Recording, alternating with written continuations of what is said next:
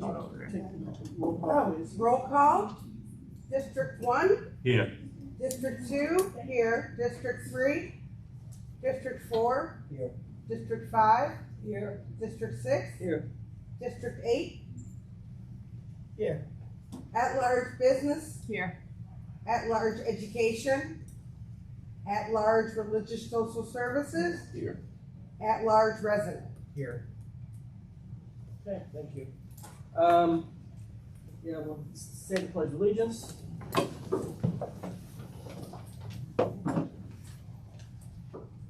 I pledge allegiance to the flag of the United States of America, and to the republic for which it stands, one nation, under God, indivisible, with liberty and justice for all. All right. Are there any amendments to this evening's meeting agenda? I'd like to move 8I to be 8B. There is no 8B anyway, so that just pushes elections earlier in the agenda. Okay. Are there any other amendments to this evening's agenda? Hearing none,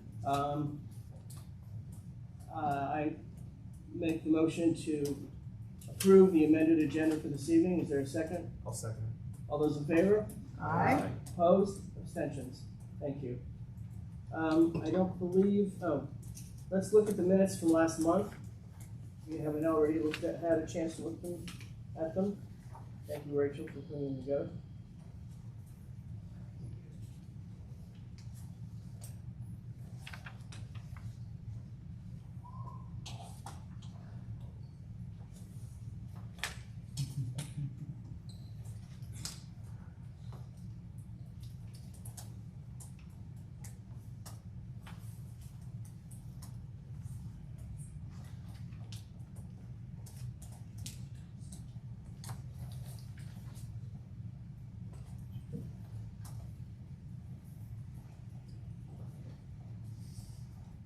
I move to approve.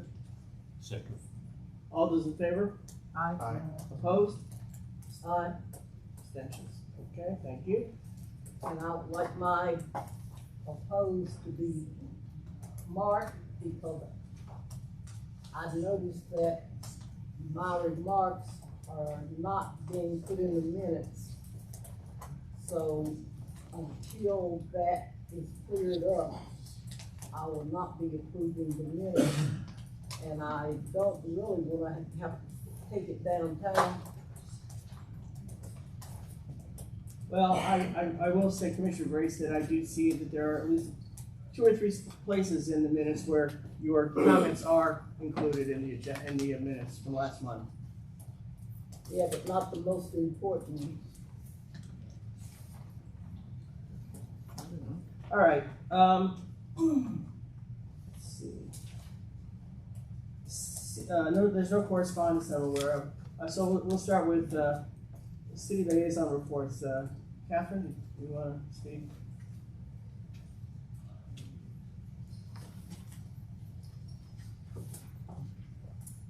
Good evening, everyone. For those of you that don't know me, my name is Catherine Call. I work for Columbus City Council's Community Engagement Team. I have a lot of announcements, so I just decided to print them up and print them off so I don't have to rattle off all of these. 2 things I would like to highlight. One is specifically for area commissioners, and that is our Area Commission Appreciation Dinner. You will receive an invitation no later than Monday. It is on Thursday, December 11th from 6 to 8 at the Mix at Columbus State. I am in charge of planning it, so it will be a fun event. And the next thing I want to highlight is it will now be our 3rd annual Southside Celebration in partnership with Southside Drive Collaborative. That is open to everyone in the room. There will be free pizza at Plank Some Persons, and that is included in my announcements. If you are in the audience and you do not receive my newsletter, and you are interested in receiving regular updates from City Council and information on the South Side, I will share around my business cards, and you can just email me and ask to receive my newsletter. Any questions? Yes. You said that, I guess, be a celebration at Thursday, December 11th, and also, that's next. Yes, we're partnering with that, yeah. The area commission event is Thursday, December 11th, is that right? The air conditioning, yeah, it's a Thursday, December 11th, that's next. Yes, December 11th at the Knicks, but you'll be receiving an invitation, no later than Monday. You guys are all invited. Yes. At 9, 6 to 9? 6 to 8. Oh. Thank you. Thank you. Stacy? My name is Stacey Biddle. I'm with the Department of Neighborhoods. I'm neighborhood liaison temporarily serving the South Side, which has been a pleasure. I'm sure that if you did get Catherine's email, you also have 2 things that I brought to share with you all, as well as there are extra copies over here. The first one is the free food and community resources. There are 2 drive-through events. One is tomorrow from 3 to 5 at the Columbus Fire Academy, 3639 Parsons, and then on the 24th at 3 to 5 at Fort Hays High School. So again, feel free to take one up, take a picture, and share with your neighbors. And then donations. Of course, we all need donations for food and community resources. Donation drop-off locations are at the Allen Creek Waste and Reuse Center, as well as the Georgesville Waste and Reuse Center. And then there are a list of donated items that they are looking for in order to support events like this. So please feel free to take up that information. If you have any questions, just let me know. Thank you. Thank you. Okay, we'll move on now to public presentations, Columbus Division of Fire.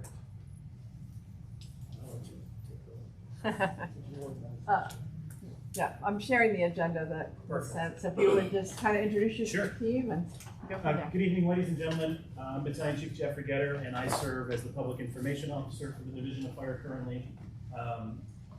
As you can see the agenda, we're kind of going to give a presentation of what we've been through with the Allen Creek shredding facility, and kind of walk through what we do with these incidents, and then we'll certainly take questions at the end and try to answer them to the best of our ability. I just wanted to introduce a few of our folks here. Assistant Chief Dave Ball, who is also the city's fire marshal. Assistant Chief Mike Seacrest, who's in charge of emergency services. Battalion Chief Christopher Gutman, in charge of emergency preparedness for the Division of Fire. Captain Jake Rodoff, in charge of our hazmat, special operations. Lieutenant Vic Davis, my assistant. Columbus Public Health Representative Luke Jacobs. Franklin County EMA Representative Director Jeff Young. And Emergency Preparedness Office, Michael Fielding, also assisting us. The goal here, like I said, is to kind of go over these incidents, and there's obviously been 3 in the last year. I don't live far from here. I live between Parsons and Hyde, just south of downtown. And I remember that first one last year. I responded to the scene, and as I came back, I could still smell that smoke kind of lingering. So I want you to know that we're not just here just to give lip service. I know what you're going through and the concerns you have, and so we are here to really give some serious presentations and kind of walk through that.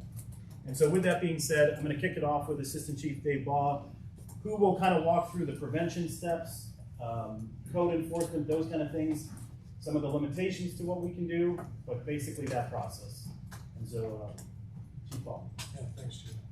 So, again, I'm Assistant Chief Dave Ball. I'm the Fire Marshal for the City of Columbus. And, what does Fire Prevention Bureau do? We work with the community to educate and prevent fires, and then we also inspect over 35,000 occupancies within the City of Columbus for compliance with the fire code. And then we also handle fire investigations and file charges on persons that commit arson-related crimes. So we're here to talk about 2181 Allen Creek Drive, which is the Columbus Auto Shredding Facility. It's been there for quite a while. And let's talk about what this facility does. So they bring in scrap materials such as cars, dishwashers, washing machines, all types of appliances that contain metal. And then they shred it, and then they sort it. And about 70% of their product is a recycled metal that's sent off to other steel manufacturing facilities. And then about 30% of their material is what we call fluff. And it's just everything that's left over. That fluff contains about 5% tires. Try to keep tires out of there. But that fluff ends up at a landfill. So they receive materials in intake piles, and these piles where the intake occurs is typically where the fire occurs. And most of those fires occur because of lithium-ion batteries. So like I said, we handle fire investigations in the city of Columbus, and officially the cause of each and every one of these fires is undetermined. But most likely it's caused by a lithium-ion battery. So the fires, the biggest one that Chief Getter just mentioned was September 20th, 2024. And what led to that being a big fire, a multi-day event, was they had large piles on site of their stock that they're waiting to put into their shredder. Their shredder was broken, so those piles continued to grow, and it got out of control. And so then once a fire did occur, the fire spread into a large area. The fire occurring in the middle of the night did not help matters because it had an advanced start before we were notified. There's been other small fires that have occurred this year. January 10th, there was an auto fire. September 16th and September 29th, there were small fires that were contained quickly. And then the latest incident, that was October 28th. So after each fire, we also did an inspection. We do an inspection of this facility once a year. It's our goal to inspect every commercial occupancy in the city of Columbus once a year. When we had last inspected this property in 2024, there was no fire code violations. But like I said, we could inspect this facility today, and tomorrow something could occur, and then they would be in violation. So we do our best to educate people what the requirements are, and then we check up on them based on complaints or if there's an incident. So after each one of these incidents, we did an inspection to see if they were in compliance. If there's something that we missed, that we could have made the fire not be as bad as what it could have been. And that September 20th of 2024, we did find fire code violations, and we wrote them for violations, and then we worked with them to get them back into compliance. They were in compliance on all the other ones. January 10th, September 16th, September 29th, there was no fire code violations that existed. However, October 28th, we did find some fire code violations. So, the January 10th was an auto fire, and most likely occurred from static electricity as they were trying to remove fuel from a boat before they shredded it. And that's just an accident that occurred, but it was a small facility. So let's talk about how a fire starts with a lithium-ion battery.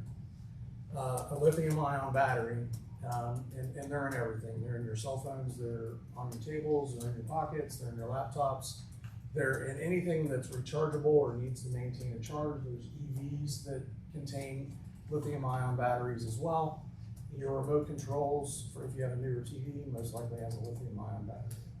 So there's positive and negative electrons that are stored inside of the battery. Those positive and negative electrons are separated by a membrane. And once that membrane is damaged, either through overheating or through some sort of physical damage, like being dropped off at a recycling facility, then those positive and negative electrons interact with each other, and then we have thermal runaway, and then putting that fire out becomes very difficult. And then once it gets into the fluff pile, that's just like packed. Imagine if you shredded everything in this room, the amount of fluff type material that would end up being in that pile, and it might be deep seated and hard to extinguish, and depending on the size of the pile, it might be a fairly large fire. So one of the other things I wanted to note is that this is a nationwide issue.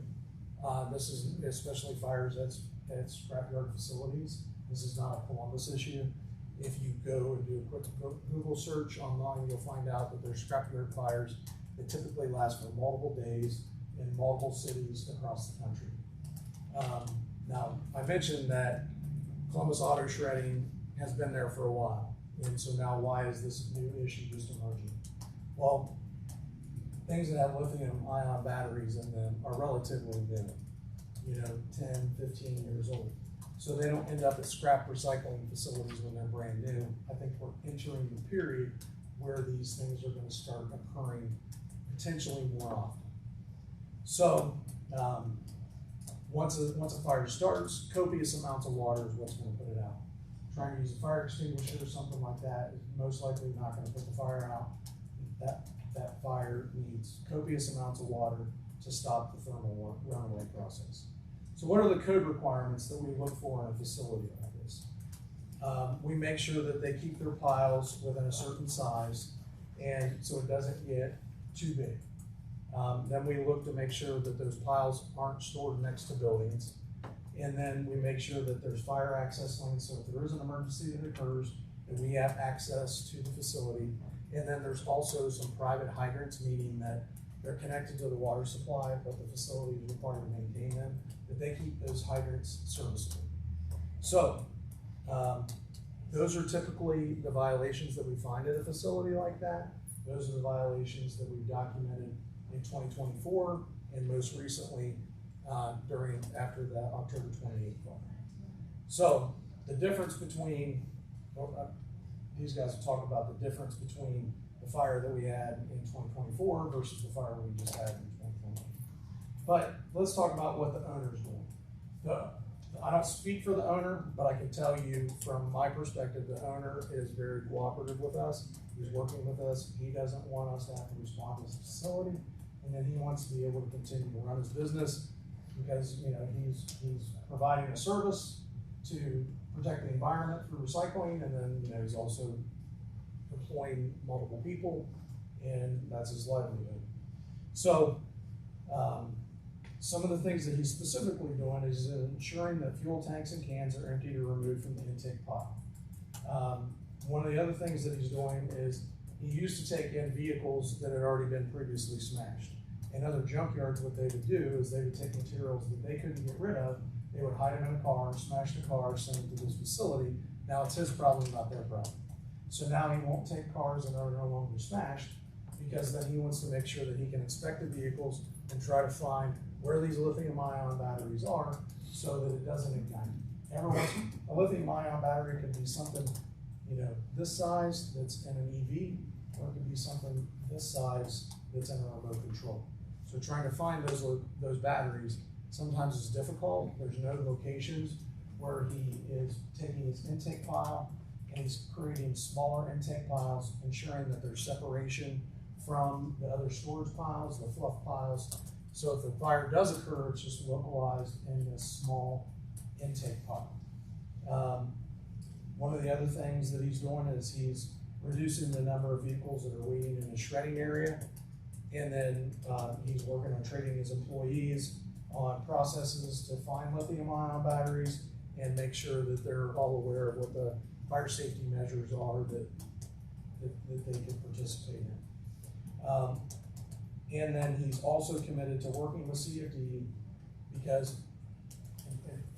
it's most likely, I'm not gonna stand here and tell you that we're not gonna have a fire there again. It's most likely that a fire will occur there again. But if the fire does occur, we want to be notified early. We want the fire to be small and easily contained so that we can put it out and it's less smoke, less damage to the environment. So what are we going to do? Prior to the latest incident, after the 2 fires in September, we worked with the city attorney's office, and maybe you're familiar with the NAG group. You're familiar with the NAG, it's a nuisance abatement group. And this is run by the city attorney's office, and they identify properties that are having issues, and then they work with the property owner to bring them into compliance. Not only with fire code issues, with EPA issues, with code enforcement, with police, other regulatory agencies, they work together collectively to address this property. This property had moved to become a NAG property for the early October meeting, and we have a NAG inspection for early December that coincides with our reinspection after our fire code violations that we wrote after the October fire. So, we're gonna continue to work with the property owner to ensure that his commitments are being met. And then, we'll inspect the property, annually. And then like I said, we've inspected this property 5 times this year because it occurred, our regular inspection occurred after that fire in 2024. And then every time there was an incident, we had inspectors out there too, to make sure that they were still in compliance with the code. And then we also had other complaints that we had received where people had called our tip line and reported a potential issue where we sent people out to make sure that they were in compliance. We're going to continue to research other prevention opportunities, and then we're going to provide resources for proper lithium-ion battery recycling opportunities. So the NFPA, if you're not familiar, is the National Fire Protection Association. They're a national regulatory agency, not regulatory, they're an aspirational agency that sets standards to promote safety. And NFPA typically does Fire Prevention Month, and they focus on smoke detector installations, plan your escape route, stuff like that. This year, they chose to address lithium-ion batteries, and that's where I can tell you that lithium-ion battery incidents are not a local problem, they're a nationwide problem. So there's 3 components to lithium-ion battery safety that we're trying to communicate with the property owner, but I also want to share with you. I've left some training material over here that you can take with you. Number 1 is to buy the correct charging device. So if you buy something at Speedway, you buy something on Amazon, it might not be compatible with your device. And if it's not compatible with your device, it could damage the battery that's in your device through heating. So remember I mentioned to you the construction of a lithium-ion battery was positive and negative electrons separated by a thin membrane. So if you use the wrong heater, I don't know if you've ever been using your cell phone and maybe you're not using the right heater and it gets hot in your hand, that's causing damage to the battery. So at some point, if that membrane breaks down through improper heating, charging processes, that could lead to a fire. So there's documentation over here that can lead you in the right direction. The second thing is making sure that, that if a,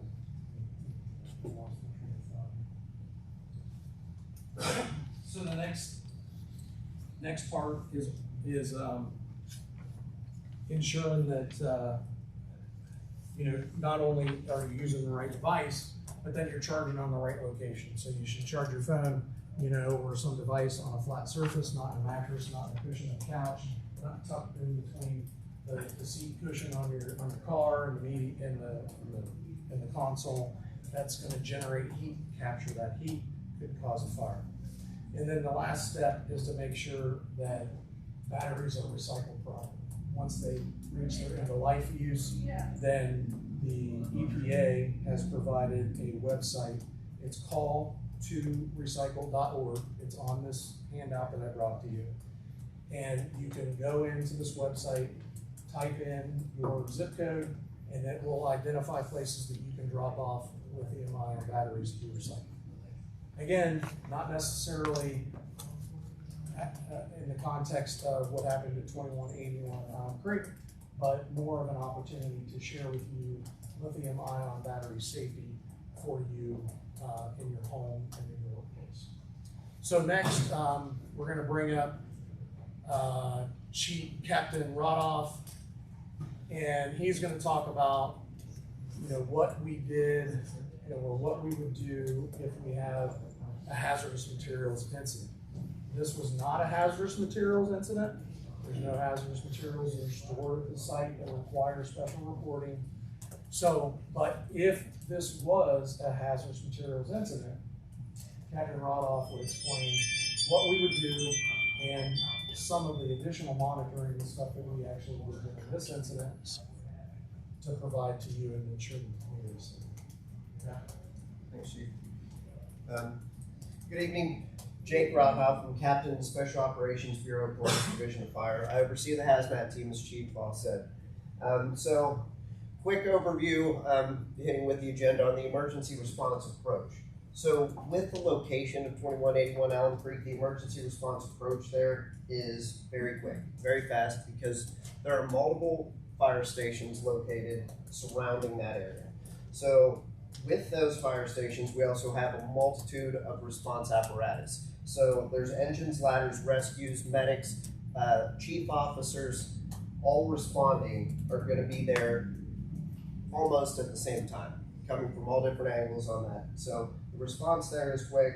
As Chief Law alluded to, the quicker we get the call, the better off we are. So working in with this emergency response there, we have identified better practices as far as approach and how we're going to lay in from the hydrants, which angles could be the best to come in from, working with Chief Law and Prevention Bureau and getting those piles smaller. That way it gives us more operating room in there. So with that emergency response leading in from the run from 24 versus the one last month, the one that lasted roughly 4 days to the one that lasted roughly 4 hours, when it occurred in the evening, that was a later response for us. So we don't know how long that went before we were notified. With this most recent one, we were notified quickly. There were employees on site. The employees of Columbus Auto Shredding were a huge benefit to us because they were able to assist us in our response. And getting to those deep-seated fires quickly aids in extinguishment with those. So when we can get the debris separated, and that's what Columbus Auto Shredding personnel assisted with that and aided in our response. So from the hazmat side of things, this facility does not have to report as a hazmat facility. A Tier 2 report is what is filed with the LEPC, and those are for industries such as chemical manufacturing companies, oil refineries, places that meet thresholds for storage of hazardous materials. Columbus Auto Shredding does not have to file one of those because they're not storing these high amounts that meet these thresholds to identify them as a hazardous materials facility. So that being said, this is a hazmat run. The hazmat team is one of the closest stations to there, which is a benefit that when we got there with the first incident, large column of smoke, there's high occupancy residential right there on Winslow Avenue, very close to there. So that was identified. Let's get some people over there quickly and start air monitoring. So with these air monitors, we have portable air monitors that we can carry in our hands and go remote. We have air monitors that we can set up and monitor from a base station computer remotely from our command module in one of our trucks. This gives us real-time data, but what this is looking for is an IDLH environment. An IDLH environment means it's immediately dangerous to life and health. That means if this sensor alarms at a certain rate, I'm getting you out of that hazard zone now because this has identified an issue that we need to start moving people. So what happened on the one from 24 is our crews went over to the apartments on Winslow. They were walking the neighborhood with the portable air monitors, taking outside readings. They also started to make entry into the common areas in those apartments to make sure that the residents were safe. So we're looking for those items right there just as a public safety factor. Just because the volume of smoke, how long the smoke was going on, the weather played in our benefit with that. The fire was hot, so the hotter the fire, it's pushing the smoke up in the air. It's going high and then it's dispersing. It wasn't hanging low, it wasn't going into places. The wind was not blowing towards the residential apartments right by there. So that was a good thing. But like I said, we're prepared in that instance that we're there to assist, do that air monitoring. We also employ our partner agencies to assist with that. So one of the first people that I contact on any response that I go to is the Ohio EPA. Sometimes they respond with me, sometimes they don't. It's situationally dependent, and they bring air monitoring equipment as well. So jointly, we will go and serve the same purpose and assist each other in aiding in these air monitoring responses. We also reach out to other partner agencies. We work with our local EMA from Franklin County. We reach out to National Weather Service can provide us data for different items, particulate matter in the air. These sensors do not identify and tell you exactly what's in the air. I can't say that X, Y, and Z are there. Our air monitors, like I said, inform us if there's an immediate danger that we need to remove people from right now. And that's what we're looking for. So I guess that kind of sums up what we do with that. Essentially, like you said, with this being not a hazardous materials reportable facility, this was a car fire times hundreds. So that is the type of toxic smoke that you're dealing with. Said hazardous materials, yes, all smoke's hazardous. You don't want to inhale any of it. But as far as reportable stuff, this place does not qualify for that. Thank you. Thanks, Jake. So as part of when these incidents happen, we have an internal communication process that we're doing within the division. And so to speak to that is going to be Battalion Chief Chris Gutman.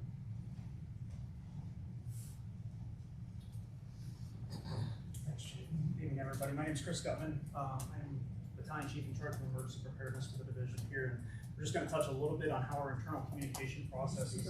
We'll touch on our internal communication processes and just kind of really just hit on exactly how they're not only keeping our people safe here, but they're also starting to get the information that we need to start getting out to the public here. A lot of our communications really start originally even before the incidents actually start to occur. We collect information from events that have happened in the past and start getting those out in terms of pre-planning for these types of incidents. So that way, if we have an emergency there, we have some sort of an incident there, we're able to get there a lot more quicker, and our crews understand exactly what they're dealing with once they get there. Once our crews start to tackle that incident here, we work under what's called an incident command system. And what that incident command system is basically a standardized approach to these types of incidents, where we can start to communicate amongst each other, keep our members safe, but also start to gather that information here in order to get it pushed out to the public if we need to start making you all informed. And it's during that process here that we also start to work with all of our different stakeholders that are around the city here. Those include public health, just like Captain Rodoff said, public health, EPA, all of those different processes start to take place here, and we start informing them. But what we do is we actually bring all of them together in what we call almost a unified command. And it's all of those stakeholders that come together here to start making those informed decisions about what's happening with that incident, but also helping us get the information out to the public, so that way you all are well informed here, especially if there happens to be a danger here to where you're living at, just like Jake talked about here with dealing with Winslow and how he went out to start examining the air monitoring and those different types of things. Communication also happens within our division as we start to alert all of our different administrative staff here, as they start to all come together and start gathering all of that information here so that we can help out, especially when we look at one of those incidents here where it lasted several days here. So it's a huge logistical lift for us here, and we start to gather all of the information here in order to make those processes happen. And then our information starts to continue afterwards here, after the event actually occurs and after we put that fire out here, because we understand here that there's still information that has to be pushed out to the public. We still have to answer questions here, but also we have to conduct our after-action reviews in order to be able to decide how can we better start approaching these incidents, just like Chief Ball talked about here, and starting to approach these businesses here, and how can we start to mitigate these situations that are actually occurring. So all of that said here, a lot of this information that we're starting to collect when we're on scene and those internal communications really play into how we start pushing out that public information process. And probably bring up Lieutenant Davis here, and he'll talk a little bit more about the public side of that. Either of us. Or either one, okay. So you're kind of getting an overview of how this all unfolds, right? So I know you see the red trucks and the shiny lights most of the time, and that's what everybody thinks of us, but truly it does start with prevention, and that's in our mission statement. Prevent the fires if we can. And so as we talk through this, Chief Ball's group does that. And then the emergency response, which Captain Rodoff talked about. And so these crews get on scene, they're evaluating this, and you can imagine that fire in 24, it's midnight, again, delayed notification when the 911 call comes in to how big the fire gets, our response there, then I respond to the scene, knowing that we're seeing this big fire, what does it mean to you folks? Because at the end of the day, that's who we're here to serve. And analyzing through the communication that Chris Gutman just was talking about internally, okay, do we need to raise the bar here of a level of concern that has to be communicated to the community, but we don't want to induce panic either. And we don't want to just create these things all the time where you don't pay attention anymore when we're notifying you to do something. So we really have these crucial conversations internally, like, okay, how has this escalated to a place where we just need to do a social media push, which we do at all of these scenes, talk to our legacy media partners, so the channel 4, 6, and 10s of the world, and have them communicate out. And then it comes to, are there other opportunities to notify? So obviously you are all familiar with the Amber Alert system. That's not ours to be utilizing here, but it is something that we're looking at with the county of potentially being able to do something similar where we would push out a notification. Now, same thing, do we want to false notify somebody at 3 in the morning that doesn't actually have to do something? So we're trying to balance all of this with not inconveniencing folks that, hey, I gotta go to work in the morning, I've got to pick up my kids, I gotta do all these things, but also taking the information we've gathered from these fires, is it immediately dangerous to life and health?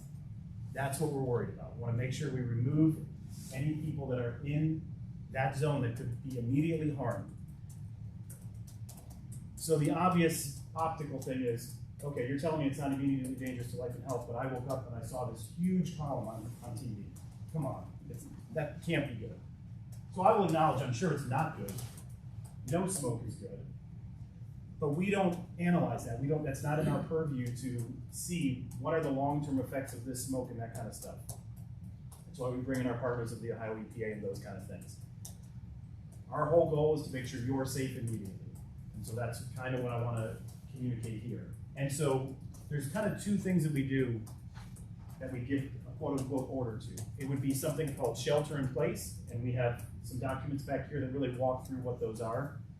And we're basically telling you, you're safe in the moment where you are, but we really don't want to expose you to coming outside.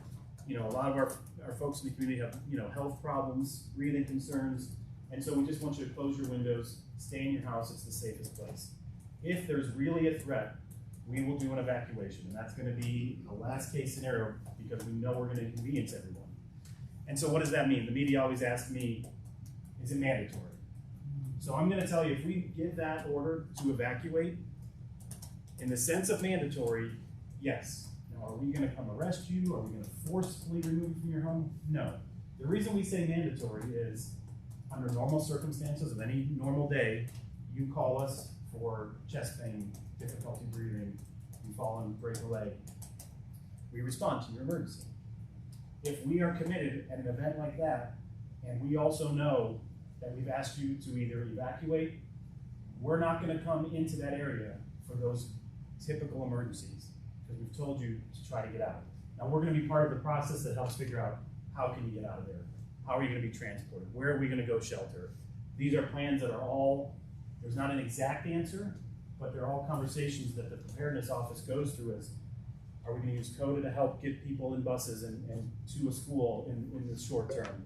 Is Red Cross going to assist? These are all conversations we have several times a year planning for different types of scenarios, whether that's a train derailment, a hazmat facility on the west side, a shred fire here. Those kind of things are what we're always planning and talking through. We can't imagine everything, but we really try to work through a lot of different scenarios. So I hope that sort of clarifies shelter in place versus an evacuation. An evacuation will be last. It'll be the last thing we ever, forcefully try to get you to do. And again, there's no arrests. We're not going to force you out of your home, but you do need to know we don't have the resources to come help you on a normal emergency. Or if we tell you to evacuate and we get you to a school gym or a Red Cross facility or somewhere like that, now we know you're outside of the hazard zone, and now we can take care of you normally. And you see these things not just at fires, you see this nationally during hurricanes, tornadoes, those types of things where we just can't put our people back into that scenario. We're already handling a major incident, and we don't have the resources in those moments to come take care of an average emergency. So with all that being said, I think we will take questions. We'll try to answer anything you have. Obviously, it is something, again, when I started this conversation off, is I am aware that this is a bit of an annoyance, a concern, health issues, all of those things. So again, feel free to shoot us any questions, and the appropriate person in our group will try to answer. Yes, sir. Do you think it would be beneficial if places like this would have some kind of thermal imaging so they can monitor the heat in their piles to get ahead of the situation? I don't want to misspeak, but I believe they had a sensor, but it was not functioning that night. If I remember talking to Captain Mark. They have some sort of system that they get false alarms for all the time that they told us of that night for whatever reason it didn't I was go. just thinking- I'm talking about 24th fire. Yeah, I was, thinking like, flare, some forward facing infrared or something. That maybe they have a security guard monitoring and seeing hot spots pop up. That's something we can talk about with the city attorney when we're addressing them, is protective measures like that. I can't say that we have the authority to order them to do that, but it's something that we can consider, and I'll bring it up. Okay, well, with the lithium batteries, how are they storing them or whatever until they get rid of them? Where do they put the lithium So batteries? they keep them separated from everything else. But So where? on their facility, but it's in a safe area so that if something does occur with that lithium ion battery, while it's in a holding pattern until they can get it recycled, it's not going to catch something else on fire. Okay, and then the air, when the smoke goes up, and you were saying how high it went, it also comes down into our neighborhoods. And that creates, to me, an unsafe breathing situation. So how, you're saying that all we can do is stay inside?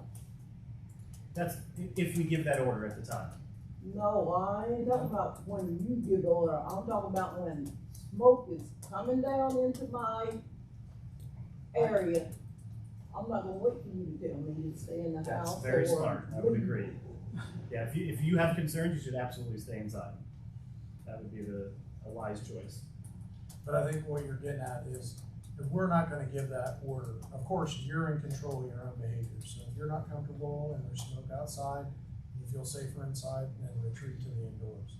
But we're not gonna give that order until we've done an analysis to determine that it would require a notification to a certain community to shelter in place, or whether we had to do a mandatory evacuation. Okay, but even with the sheltering in place and all of that, to me, okay, it's almost like a double thing here. Any smoke is dangerous. You're not supposed to inhale any smoke, whether it's cigarettes or whatever. But if the smoke is there, more than likely you're going to end up inhaling some of it. And I think that's where our community is concerned, because just like you say, the fire started in the middle of the night. We got our windows open, and before we wake up to that smell, because it does stink, we get concerned and we get to making calls and stuff. So that's what I think our people want to know about, because I know for a fact Joanne did a lot of research on it, because she was more affected than any of the rest of us. But how do, I don't see us justifying the fires, because they are affecting our neighborhoods. We're not justifying the fires, but emergencies occur. They occur across the city. So because this place has recently, within the last year, become a nuisance, that's why we're addressing it with the city attorney's office. So our goal moving forward is to prevent fires from occurring, and then if one does occur, to keep it as small as possible, so that we don't get into that situation where we have a lot of smoke that may be coming into your neighborhood. I'm not trying to predict that we're gonna have a fire there once or twice a year. I'm just saying that a fire can occur. A fire can occur in any building, in any plan in the city. We are gonna have a presentation from MORPC and Franklin County Public Health about long-term particulate sensors as soon as we finish this conversation. And then I also want to mention that our city attorney, Louisa Edsy, did arrive, so she's here to hear us too. Aaron, you had a question? Yes, just to kind of follow up on something Commissioner Grace was talking. So far as alerting the community, if that smoke is hazardous or that there is some type of threat, I know you mentioned that the county might be working on something to dispatch out that information. Currently, what is the process to let residents know, like, hey, that smoke is hazardous, you need to shelter in place? How is that information right now?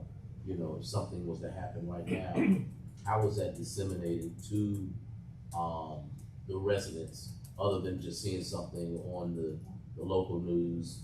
You know, if we're not on TV, you know, currently, is there something in place that's coming across cell phones, or is that something that we need to be talking more with the city attorney that can talk to the county, work with the county, that information is going out? I know you said you're talking about that. So currently, you're right, if you're not watching TV and you don't see that, again, social media.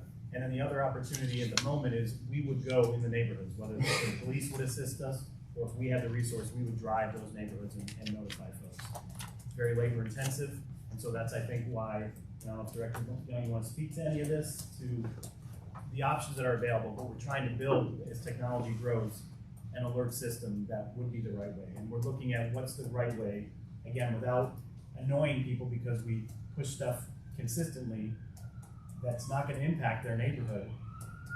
But then there's going to be times we want them to impact them. You know what I mean? So just trying to find, because if, again, the Amber Alert goes off and it's a Cleveland child that's missing, down here, you're like, oh, my phone was annoying, you just put it in your back pocket. And you start to ignore those and not really read them closely. We don't want to have that scenario where, hey, you get 2 or 3 of these a year across the city. We don't want to throw 30 concerns out where you're not listening to those. So it's trying to find that balance between, hey, we need to notify you, and you're right, versus not doing a false notification, if that makes any sense.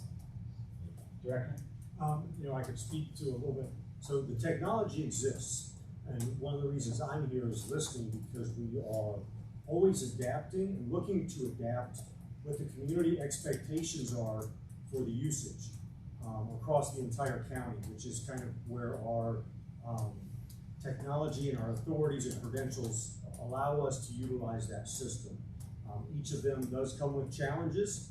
You know, one of our evolving issues is 25 years ago, almost every residential property had a dedicated landline in it with a dedicated phone number. And so if you're of my vintage, you know what the white pages are. I can tell you to my grown kids, it's completely foreign to them. And so we have these conversations about, can we utilize reverse 911 to notify every resident in an apartment complex? Chief Getter and I dealt with this probably 2.5 weeks ago in the extreme north portion of our county, actually outside our county in the Polaris area. And the landline. Grab your attention, please. The library will be closing in 30 minutes. Our Need call landline for rides, make contacts. prints, copies, or return Chromebooks or iPods. Please do so now. Again, the library will be closing in 30 minutes. Our data points for 911 for those apartment buildings were relatively new. It was all of the business number for the apartment complex, because almost every resident there had not hooked up a landline and relied on their mobile device. And so, you know, so we're trying to marry this up. Chief Getter and I, as we do with all of our partners, are kind of listening, trying to figure out what the right level of expectation is in the community, you know, as to how do you want us to reach out. We do have a subscription or a sign-up web registrant process that we utilize primarily for weather alerts. So now what we're kind of doing is taking what we traditionally utilize for weather alerts. We've kind of adapted them to, and they've always existed, to those extreme hazardous situations, tanker rollover, gasoline tanker, or some ammonia, chlorine leak that might be, you've got to leave, and you've got to leave right now because there's a green cloud and not just any products of combustion in the air.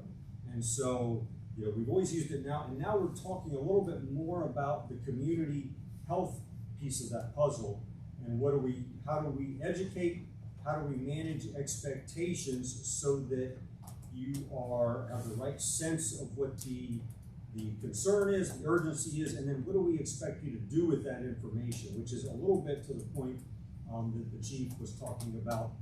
We do roll out and we tell everybody, in almost every circumstance, shelter in place. We do that from a public education standpoint, whether the fire division or the police division tells you to shelter in place. If there's an incident occurring on your you look out and you see, red flashing lights, blue flashing lights, or whatever. Your best course of action is to, stay in your property, stay inside, right? You really have no business out there, other than we are all naturally curious as humans of what's going on. Over the summer we had a petroleum spill close to the airport. That was a combustible, which smelled, and it was a concern for the community because they could smell it. It was 10 o'clock at night. We talked about doing a wireless alert because so many people were smelling it, calling the fire alarm office. It was tying up resources for a known incident that was relatively benign from an emergency response standpoint. And we discussed, it's 10 o'clock, it's 11 o'clock at night. If I send out a wireless alert to this and it blasts you the way an Amber Alert does, the first thing everybody is going to do is walk out in their backyard along this creek where the petroleum product is, and that's the last thing we want them to do. Let them stay inside. Let us, let the first responders work on the scene to put down and absorb it. Let's start the cleanup process, and we can then naturally work through a less intrusive public information or public education piece of the puzzle. So I think this input is very important. I think it makes us, or helps us make informed decisions as we kind of develop policies and guide a little bit of what is the correct mechanism to alert you or notify you the correct way. And I believe that he mentioned something about the proper storage when you're charging your equipment. And I see people, like you said, with on the couch and everything else. Is there some way we can notify the public about the correct way to deal with their cell phones with these batteries in them or anything like that? I think that's a chief. We've utilized our typical messaging processes to get that message out, but I think we want to continue talking about this incident here at 2181 Allen Creek. I know you remember you had a question. Thank you. So I'm Becky Walcott. I'm one of the commissioners, along with Doug Shreve, here from the Far South Area Commission, and thank you again for our invite. And thank you for your presentation, and obviously for keeping us safe when those fires keep happening. But I guess I'm going to look at it from a zoning perspective. And Chair, I know you and I go back to the early days with, 2010. So a couple things. I'm going to be honest. I think, God bless you, the fire department's doing all they can. The truth is, Randall Hall, still the current owner, lovely gentleman, but he has a long history of being in pile violation. In fact, the last variance he sought, which I believe was 20 foot, that was given by this commission, he had to reduce his pile to meet his variance. So that's pretty bad, right? And we all know it's the market rate. He watches the market. I know the equipment's down and it comes from Switzerland. Trust me, we've talked to him for 20 years. I've been talking to this man. Look, the truth is, Allen Creek is now another world, a very different world from when he showed up on the scene in the 90s, right? And the truth is, that's senior housing, with more to come. So I appreciate that he is now a NAG candidate, but I need us to have that kind of conversation, right? That says, listen, lithium batteries, on and on and on, that's all well and good. The truth is, continue to be in violation of your pile heights with one excuse after another, and now you become a hazard to more people, right? And look, we're looking at that in far south Columbus a lot now, because the world we lived in was very rural, as most of you probably here know that. We're not rural anymore. So we do have to look at the other businesses and say, listen, you have new neighbors. They want to breathe. They want to live, you know. So, sorry, but just wanted to bring that to everyone's attention that I know that for a fact, so. We're gonna take one more question and then we're gonna move to our next presentation. We are recording this, and so we'll have everyone's names. We can invite people back. Louisa, perhaps you can come back when, you know, we get the city attorney's office gets through its process to talk about what your next steps are as well. Yeah, sure. If there's a packet and there's a case, I'm more than willing to always come back and explain what we're wanting to do. There's a case filed in 2022 that I'm sure we may be looking at this with fresher eyes now, so yes. Appreciate it. Ted, you can have the last question. Yes, and earlier you talked about the fires. I mean, you use copious amounts of water and so forth to put these fires out. That's a large facility, as everyone knows. And with cars and other, you know, equipment there, refrigerators and so forth, there are chemicals, whether they're petroleum or otherwise, in that mix. And if you're using copious amounts of water, my concern is, where's that water carrying all of these chemicals, whether they're petrochemicals or other chemicals within the engines or the, you know, air conditioning or whatever of the, and the lithium batteries, whether it's lithium batteries or regular lead batteries, which cars still have, and sulfuric acid and everything. How are we keeping that water that we're using to put the fires out with out of the environment? You know, that water is going somewhere, and it's going into our rivers. It's a great observation question. I can say, and I'll have Jake really speak to it, but they do have collection ponds there that are made to do that. Jake, do you want to just describe? That would be Ohio EPA component. Yep, like Chief Getter was just saying, there are retention ponds there that collect any runoff from that. On the 24 fire, where we were using a lot of water for a long period of time, Ohio EPA was on site. They were checking the water, they were checking the runoff. Once again, one of our other partner agencies within the city itself is sewers and drains. So anytime we have any incident like this, we contact sewers and drains. They contact the water treatment plants. They start looking at where is this runoff going if it gets into a storm drain. Us as the hazmat team and as first responders, when we see these storm drains, we try to block those off. We have means that we can divert that water and keep it from, as best as possible, try to keep that from getting into our storm drains that then would run off into creeks or other bodies of water.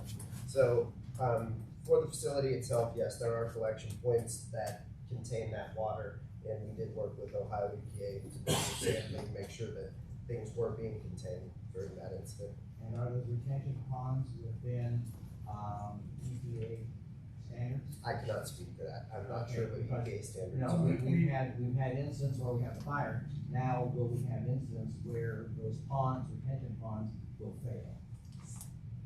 So we met with the EPA in an internal meeting last week, and they're required to meet it's stormwater, it's runoff water, you know, because it doesn't matter whether it comes from a rainstorm or whether it comes from a fire truck, water's water. So they're required to meet those standards that are regulated by the EPA. That's being monitored. Yeah. And I don't speak for EPA, but I can just tell you that that we were concerned because of the 4 days of flowing water, like what kind of runoff did we have, and the retention ponds work this they were supposed to as designed and capture that. All right, you want to wrap up? No, it's good. So again, thank you for having us. I'm gonna leave cards here on the corner. If anybody wants to follow up just with me or get in contact with one of these folks, I'll connect you. Again, we appreciate you having us here and giving us the opportunity to discuss what's going on in your neighborhood. Thank you for your service. One additional thing, I left some literature back here for just regular smoke detector installations. So if you need a gun lock, you need a CO detector, or you need a smoke detector, then you can call the smoke detector hotline. There's a number back here, and then we can come and install those. Thank you. Thank you. Thank you. Thank you. JR? Thank you, neighbors, for allowing me to be here. My name is JR. I'm with the Mid-Ohio Regional Planning Commission, or MORPC, and I'm the air quality manager there. Now, I did not print nearly enough copies of my slides that I'm going to be presenting, so I'm going to pass these around. If you have trouble seeing the board, please take one. I think there's only like 10 copies in there. They're also posted in the Area Commission website under documents. Thank you. I realize I'm being recorded. Is there a best place for me to stand here? I'll probably right where they were before would be perfect. And thank you to Columbus Fire, because you covered all of the advice that I was going to give about what to do in case there is an incident. Number two, I know we're going to run out of time, so everybody please pull out your phones real quick. If you don't already have my cell number, I'm going to give you my personal cell number, which is the easiest way to reach me. And wait till I see some phones in hands. Okay. Phone number is 469-336-0094. That phone number again is 469-336-0094. I've had that same phone number since I was a teenager in Texas, so I'm pretty easy to find. Another way that I'm easy to find, I always have a cowboy hat on, so there you go, if you see me in the crowd. So what I'm here to talk about today is about our project, which is doing the ambient or the background monitoring of air quality in the area. It's called the Community-Led Enhanced Air Quality Network, or CLEAN, because local government runs on acronyms, so CLEAN is our acronym. It's a partnership between MORPC and Franklin County Public Health, and you can see the core team there. Look at that, I'm in a cowboy hat. Our two main contacts, Layla and Jenny, have moved on from their position, so I need a new team photo up there, but rest assured we are still working with Franklin County Public Health on this project. What this project does is it uses these small air sensors. You're welcome to pass them around. I'm going to hand them to you. Feel free to take a look. They are broken. You can't break them anymore. Please don't break them anymore, is what I'm trying to say. So what do these sensors do, or why do we use them? Or actually, I should go back. Why are we even doing this project? There are 2 EPA monitors within Franklin County, which is great, because a lot of counties around the U.S. don't even have one. What we heard from our community members and our neighbors was they were saying, hey, even though the EPA says air quality is good today, I don't think that's necessarily true. I live in an area where there's a lot of construction. I've lived here for 60 years. I know things are a little different. That was the reason why we started this project, this air quality network, was to find those data gaps, put these sensors there, and collect information about particulate matter 2.5. So why are these sensors? Why are we using these sensors? They're very easy to use. You just plug them into an outlet, and then you connect them to Wi-Fi, and they transmit data. They're fairly affordable. They're about $300 each, and they measure again particulate matter 2.5, temperature, and humidity. Why particulate? What's that? I said, do they use lithium batteries? They do not. Great question. Please don't throw my sensors in the trash, though. So why particulate matter 2.5? Particulate matter 2.5 is a criteria air pollutant by the EPA. That means that they monitor it quite a bit.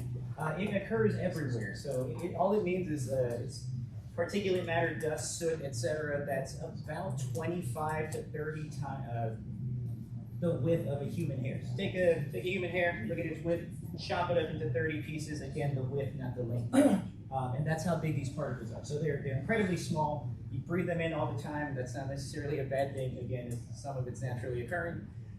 However, exposure to a lot of that can lead to health issues, heart problems, lung and breathing problems. So that's why we're looking at that. Thank you, Kathy. You're perfect at this. When we started with our grant from the EPA, we had 40 of these sensors. And there's 540 some odd square miles within Franklin County. So we weren't going to be able to place them in every single area around Franklin County. What we did was we worked with our consultant that helped us make this map that you see here. It's kind of busy, so bear with me.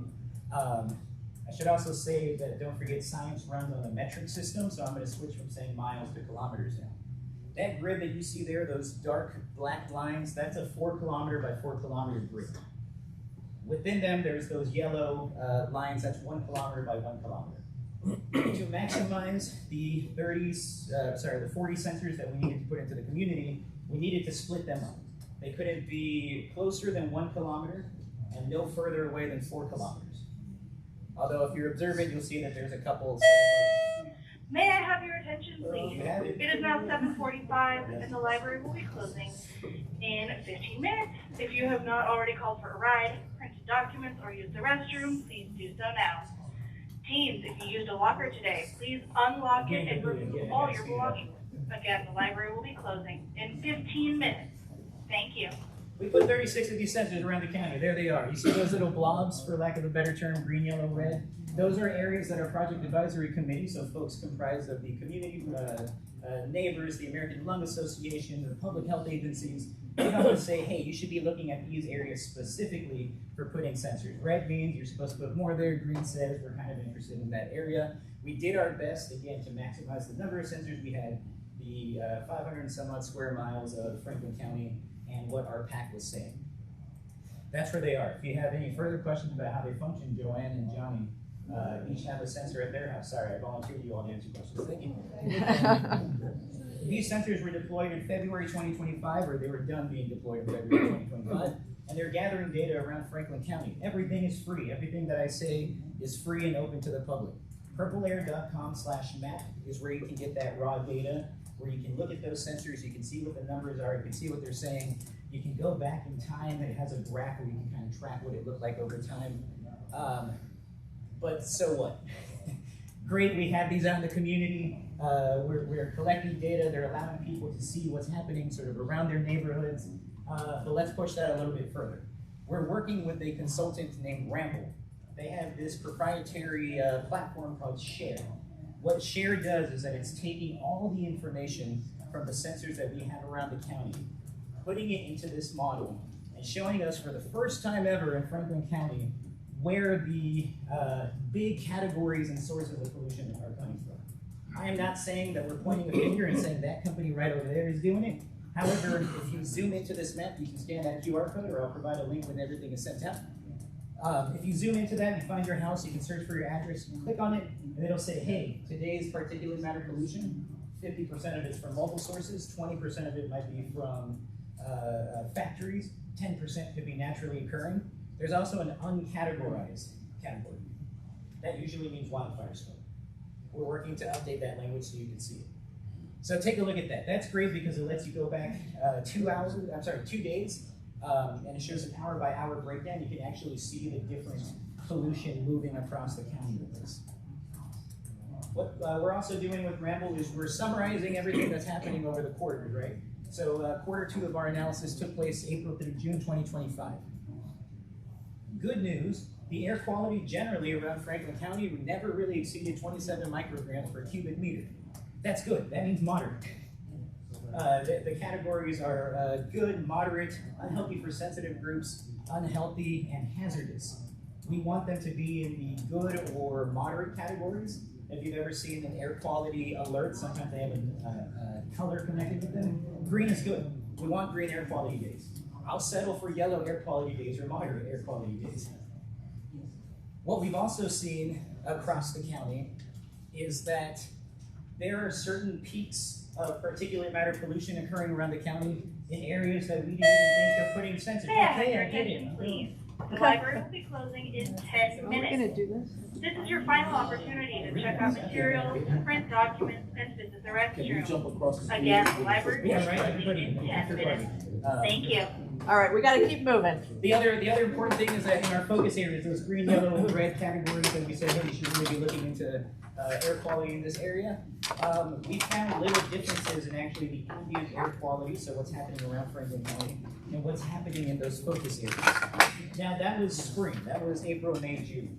Late spring, early summer. We're going to move forward a bit to Q3 findings, which is the next slide. That's all what I just said, but in colors. Q3, July through September, says that we still haven't exceeded any EPA health standards. Again, as a county over that period of time. There was some PM 2.5 spikes associated with July 4th and 5th celebrations. Pretty cool to look. I'm happy to send that information to you.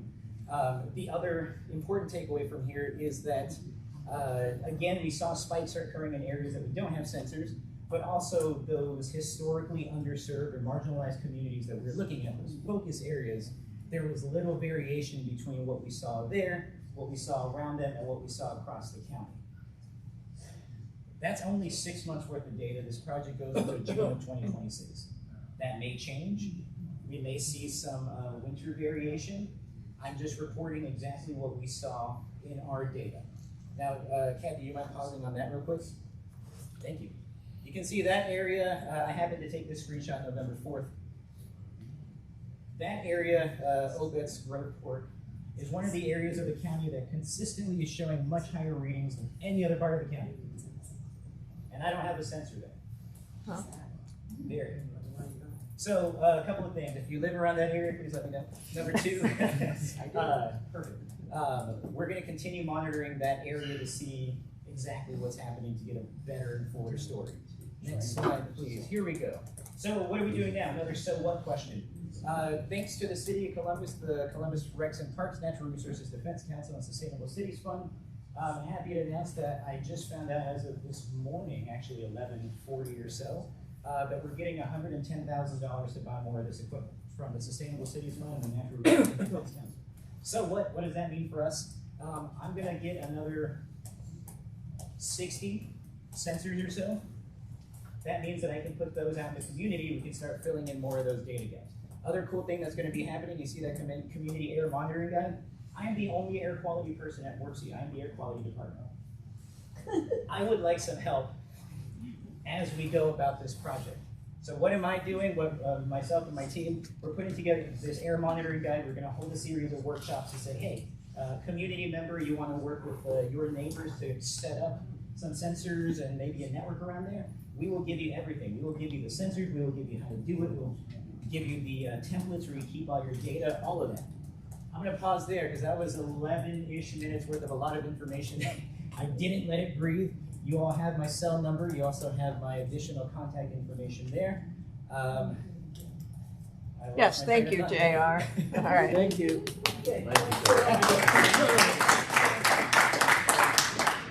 All right. So we don't have much time left. Let's do elections first. We have to need to certify the election results. Okay, we had an election last Saturday. I want to thank Joanne McWhirter who helped me. We had one contested race for resident at large. There were 60 individuals who came out and voted. Maudie Grace received 32 votes. Justin Soltese received 28. So Maudie Grace will be the new resident at large commissioner. So I want to make a motion to certify the election results. Second. All those in favor?